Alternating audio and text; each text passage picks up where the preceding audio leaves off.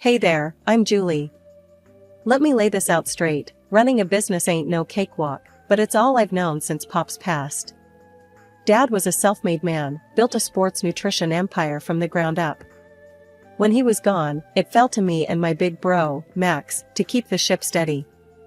He took the helm as CEO, and I jumped into the HR director's chair. It was early October, crisp leaves, you know the drill. Max and I were holed up in his office, one of those typical mornings, jam-packed with meetings and decisions. Julie, we need to double-check these hiring protocols. We can't afford slip-ups, Max said, shuffling papers like they were hot potatoes. Got it, Max. I'll tighten up the interviews. No more duds, promise. I shot back, scribbling notes. Our chatter was cut short by Linda, Max's assistant, poking her head in. Max, your 10 o'clock is here.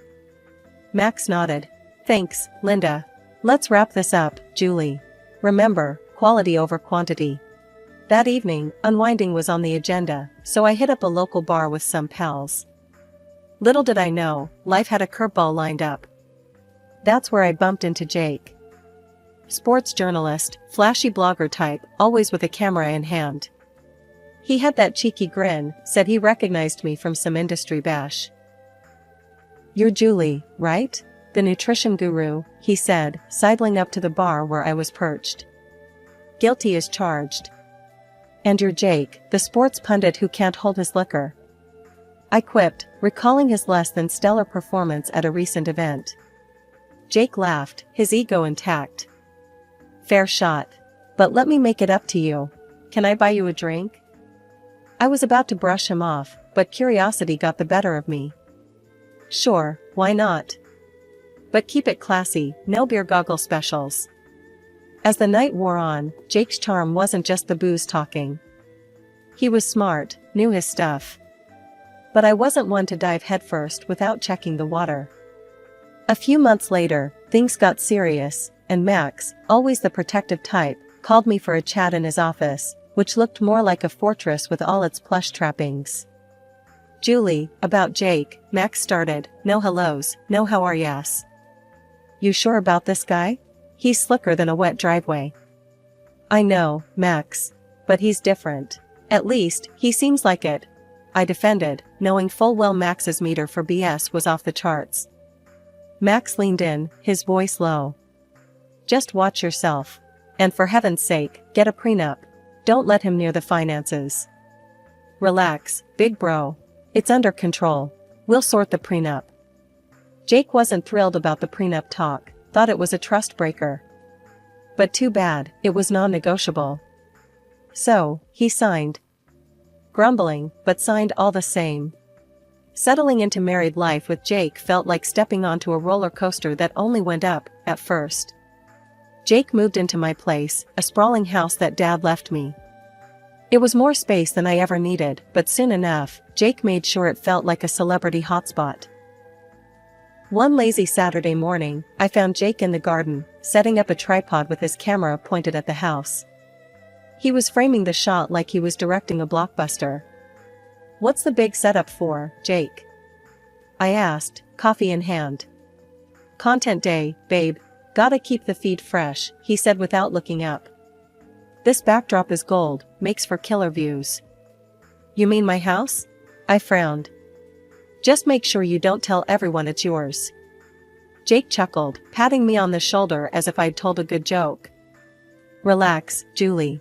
It's all showbiz. You get it, right? Gotta sell the dream. As weeks rolled on, these content days became more elaborate. Rented luxury cars appeared in our driveway, and designer clothes draped over our furniture like we were running a boutique. One evening, I caught Jake sorting through a pile of flashy watches and gadgets. The living room was a mess, like a scene from one of those reality shows where people spend like there's no tomorrow. Planning to open a pawn shop with all this, or what? I teased, trying to keep the mood light. All props, Julie. It's for the gram. You know, gotta keep up with the Joneses, Jake replied, his eyes glued to his phone screen as he scrolled through comments and likes. It wasn't just the props. Bills started piling up, too. Jake made sure we were seen at every hotspot in town, all while the credit card bills stacked like a house of cards. One night, I came home to find Jake in the midst of what looked like a mini film crew in our living room. He was all dressed up, giving a tour of our house as if it were a grand estate on some luxury real estate show. "Jake, can I talk to you for a second?" I pulled him aside, my patience wearing thin. "Sure, babe, what's up?" He flashed his camera-ready smile, not missing a beat. All this, I waved around at the lights, the people. "It's too much. You're turning our home into a circus." Jake's face hardened for a moment, then softened as he took my hands in his. "Julie, babe, trust me, this is good for us. These videos? They're blowing up. It's all about branding, babe. We're getting tons of traction here. Just enjoy the ride." One evening over a casual dinner at home, which had become a rarity given our hectic schedules, Jake brought up an idea that initially sounded promising. "Hey, Julie, I've been thinking," Jake started, his tone casual as he passed me the salad bowl. "Why not use my blog to give the family business a little boost? I could do a feature on the sports nutrition products. It'd be a fun project." I was intrigued, if a bit cautious. Mixing personal and professional wasn't always a recipe for success. "Really? That sounds great, but how much is this going to cost us?" I asked, trying to tread lightly. Jake smiled, waving his hand dismissively as he took another bite. "Oh, come on, it's family. I wouldn't charge you guys. We'll do it for free. Just think of the exposure it could bring." The next day, full of optimism, I brought Jake to Max's office to discuss the proposal. I figured it would be a straightforward meeting. After all, Jake was offering to do the promo for free. Walking into Max's office, I felt a buoyant sense of pride in Jake's generous offer. "Max, Jake has a great idea to boost our product line through his blog," I began, smiling at Jake. Jake nodded and took over with confidence. "Thanks, Julie. So, Max, I've got a decent follower base, and I was thinking of shooting some high-quality videos about your products. Put them up on my blog, maybe even do a series. It could really drive some traffic and increase sales. Best part? I'm happy to do it as a family favor." Max seemed pleasantly surprised, leaning back in his chair with a cautious smile. "Really? That's a generous offer, Jake. It sounds like a good opportunity for some extra visibility. What's the catch?" Jake hesitated just a moment too long before delivering the bombshell. "Well, when I said free, I meant no out-of-pocket costs up front. But to cover production quality, editing, marketing, I'd need about 25 grand. The room's temperature seemed to drop several degrees. Max's face hardened, and I felt my own smile falter into confusion. $25,000? "Jake, last night you said this would be free," I interjected, my voice a mix of surprise and disappointment. Jake's confident demeanor didn't waver. "Yeah, free as in I'm not making a profit off this. That's just to cover the expenses. It's standard for this kind of work." Max's expression was unreadable for a moment before he spoke. "Jake, we're talking about promoting my sister's, your wife's, company. This isn't just any client. Charging us 25 grand doesn't sound like a family favor." Jake stood a bit straighter, his response defensive. "It's business, Max. That's how things work in media. You want professional quality, you have to pay for it." The meeting ended abruptly, with Max politely but firmly declining Jake's proposal. As we left his office, the air between Jake and me was thick with unsaid things. I felt a chasm opening up, one that was filled with doubts about Jake's intentions and his understanding of what family meant to me. Life at home was growing colder by the day, and work was my only refuge. To keep the company on track and take some of the load off my shoulders, I decided it was time to bring on a new finance director. That's when Lauren entered the picture, bright, driven, and sharp as a tack. She was just the kind of talent our company needed. Lauren quickly became more than just an employee, she was a trusted advisor. She often joined my brother Max and me for our brainstorming sessions at my house. These meetings were crucial for the future of our business, filled with lively discussions and bold ideas. Lauren's insights were invaluable, bringing fresh perspectives that even Max, with all his experience, appreciated. Jake, however, didn't share our enthusiasm. Whenever he was around, he seemed disinterested, lounging with a glass of wine, more spectator than participant. His boredom was palpable, his contributions minimal. As the months rolled by, Jake's absences became more frequent. His business trips seemed to take him away for days, sometimes weeks at a time. I tried to keep up with his blog, watching his posts for any sign of what was really going on. But everything there was just as polished and perfect as ever, smiling faces, exotic locations, and no hint of anything amiss. Part of me was relieved, thinking maybe this was just the life of a sports journalist. Then, one Sunday afternoon, Max dropped by for coffee. We sat in the kitchen, a rare moment of calm between us. That's when he brought it up, casually stirring his coffee. "Julie, I've noticed you and Jake haven't been around much together. Everything okay?"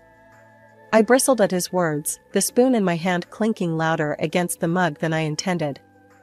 "What's that supposed to mean, Max?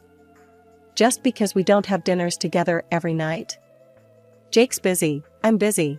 We're both just doing our thing." Max studied me for a long moment, then nodded slowly.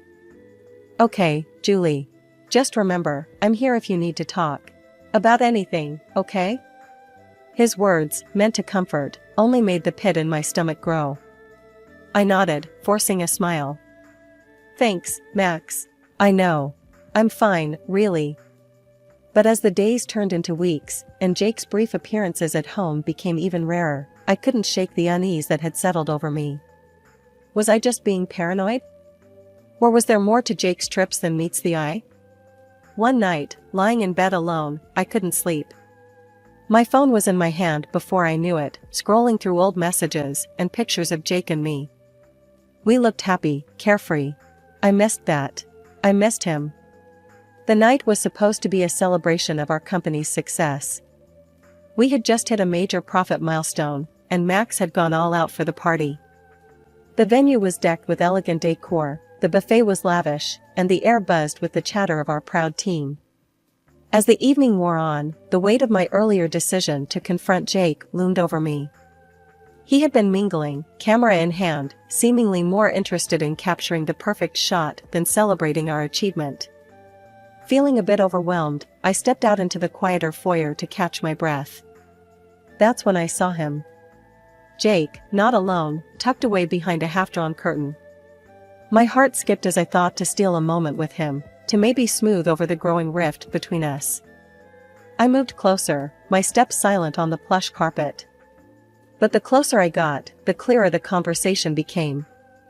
It wasn't just innocent laughter, it was intimate, secretive. My pace slowed, and I stopped just short of revealing myself, hidden by the shadow of the partition. Jake was there with Lauren, our finance director. His hands were on her, pulling her close in a way that made my stomach churn. Her laughter tinkled through the air, a sound I had come to appreciate for entirely different reasons. "And once Julie's money hits our account, we're set," Jake whispered, his words like daggers. "We can finally get out of here, buy that house in Mexico, just like we wanted." Lauren giggled, her voice dripping with contempt. "Can you believe how easy it was? She's such a stupid chicken, clueless and loaded." Their laughter cut through me, sharp and mocking. My breath caught in my throat, heart pounding with a cocktail of hurt and fury. How long had this been going on? How could I have been so blind? I backed away quietly, ensuring they didn't notice me. My mind raced as I returned to the party, finding Max in the crowd. His face was lit up with pride and joy, sharing a joke with some of our top managers. I pulled him aside, my voice a hushed urgent whisper. "Max, I need to talk to you. It's urgent. Let's find somewhere private." Once secluded, I spilled everything. Every word, every laugh I had overheard. Max's face hardened with each detail, his initial shock turning to icy fury. "We'll handle this, Julie," he said, his voice low and steady. "We'll get auditors to go through the accounts first thing tomorrow. I'll also find a detective. We need solid evidence." His decisiveness was a bomb, and his next words were a vow. "They won't get away with this. Not against my sister, not against our company. We returned to the party, our faces masks of composure. Inside, I was reeling, but outwardly, I was calm, even as Jake and Lauren rejoined the group, laughing, oblivious to the storm coming their way. The morning after the party, I was up early, driven by a mix of adrenaline and resolve. I met Max at the office, before anyone else had arrived. He had already lined up meetings with some of the best auditors in the city and was on the phone trying to secure a reputable private detective. "Julie, I've got someone coming in at 9. He's supposed to be one of the best," Max said as soon as I walked into his office. His face was stern, the lines around his eyes deeper than usual. The auditors arrived, a team of 3, each with a laptop and a briefcase full of what I assumed were tools of their trade. They set up in one of our conference rooms, and Max and I briefed them on this situation without going into too many personal details. "We've noticed some discrepancies in our accounts, small transactions that don't add up," Max explained, his voice firm. "We need a thorough check of all transactions for the past 6 months."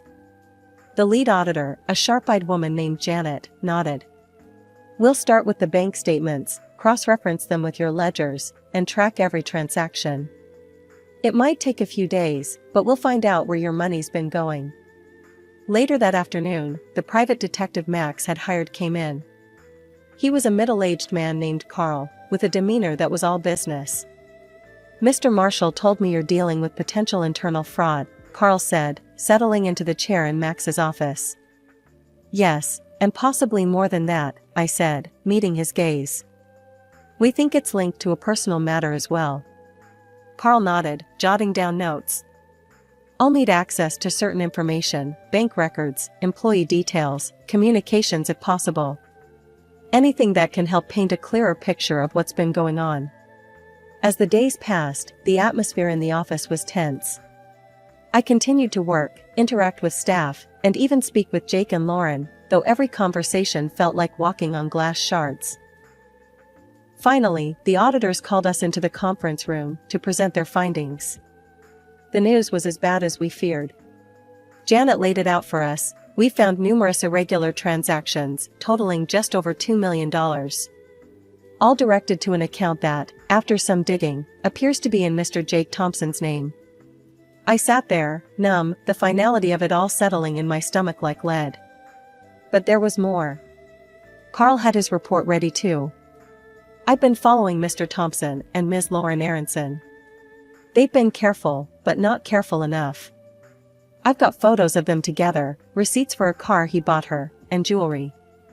Lots of it." He laid the photos on the table, each one a knife in my heart. "They've also bought tickets to Mexico. Looks like they plan to leave in 4 months. And there's this," Carl continued, handing over a document. "Mr. Thompson has secured a job with a media company in Mexico, under a work visa processed 2 months ago." I listened, each word Carl said fueling the cold fire inside me. "Anything else?" I asked, my voice steady. "They're waiting on a final transfer of funds into their account. Looks like they're planning one big score before they leave," Carl concluded. As we wrapped up, I knew what had to be done. The pain of betrayal was deep, but it sharpened my resolve. Jake and Lauren would pay for their treachery, and I would make sure of it. As the end of the year neared, I planned a pre-Christmas celebration like no other. The famous restaurant, decked in holiday style, filled quickly with the buzz of excited employees. I knew Jake would see this as another opportunity to showcase his glamorous life, oblivious to the storm brewing. Jake entered the venue in a sharp suit, his smile wide as he narrated into his camera. "Here we are at one of the city's most exclusive spots, celebrating a fantastic year," he broadcasted live to his followers. Cameras I had installed earlier rolled quietly, capturing every moment for the climax I had meticulously planned. Midway through the evening, with applause still echoing for the employee awards, I took the stage. "Now, for a very special recognition," I announced, my voice steady, despite the turmoil inside. I called Lauren up. "For outstanding performance and dedication, this year's top honor goes to our finance director, Lauren Aronson."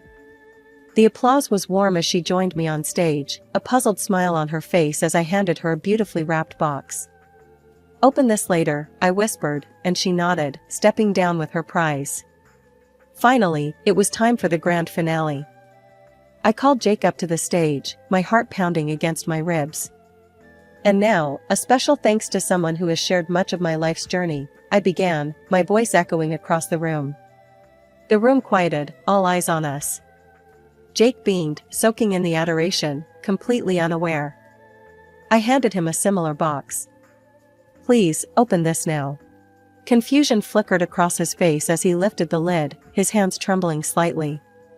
The color drained from his face as he stared down at the divorce papers and the stack of photographs, images of him with Lauren, unmistakable in their intimacy.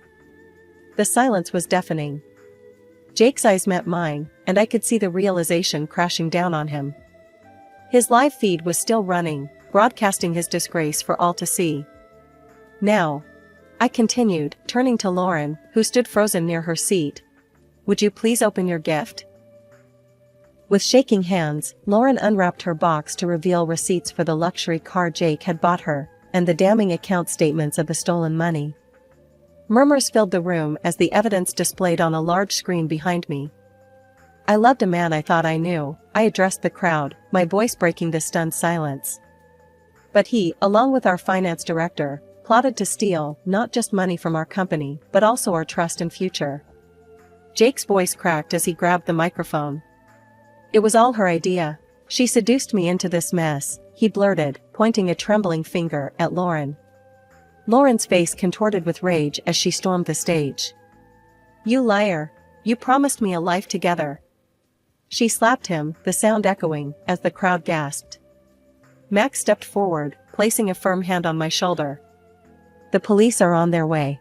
Both of you will answer for what you've done, he declared, his voice booming over the mic. The room erupted into chaos as the police arrived, handcuffing Jake and Lauren amidst their protests. I watched, a complex knot of relief and sorrow in my chest, as they were led away. Jake's live feed of the pre-Christmas event had gone viral, catapulting the whole sordid affair into the public eye. My phone was buzzing nonstop, notifications piling up from viewers who had watched everything unfold. Start your own blog became a recurring suggestion.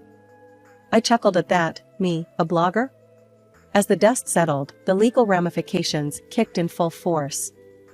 I filed for divorce immediately, and with the evidence stacked high against Jake, it was a straightforward process. The court granted me a significant financial settlement due to his fraud and betrayal. Lauren, caught in her own web of lies, faced the courts too. She pleaded guilty to embezzlement, returned every stolen dollar, and watched her professional credentials dissolve before her eyes. Banned from holding any significant corporate position, her career was effectively over. Jake's life unraveled spectacularly. The Mexican media company, having caught wind of his misdeeds, terminated his contract, citing moral clause violations. Other agencies and networks shied away, not wanting to associate with someone so publicly disgraced. His subscriber count plummeted as fans abandoned ship, and eventually, he shut down his blog, his primary source of income gone. One evening, several weeks after the trial, there was a knock on my door. I opened it to find Jake, a shadow of his former self. He looked worn, his eyes pleading. Julie, I'm so sorry. I was wrong, so terribly wrong. Can we talk? His voice was hoarse, desperate. I stood there, the cool evening breeze brushing against my face, considering the man I had once loved. Talk? After everything you've done? There's nothing left to say, Jake. My voice was calm but firm. But I've lost everything. I need help. Please, Julie, he implored, taking a step forward. I shook my head, my resolve steel. You made your choices, Jake. Now you live with them. Goodbye. I closed the door softly but firmly, cutting off any further pleas. Turning away from the door, I felt a surge of strength. It was over. I was free from his deceit. With renewed vigor and trust, Max and I steered our company into new ventures and expansions. The support from the community was overwhelming, and in time, I did start that blog. As for Jake, I heard he moved away, a ghost of his former self, searching for a fresh start. I didn't wish him ill, but he was part of a chapter that was firmly closed, locked away in the archives of lessons learned.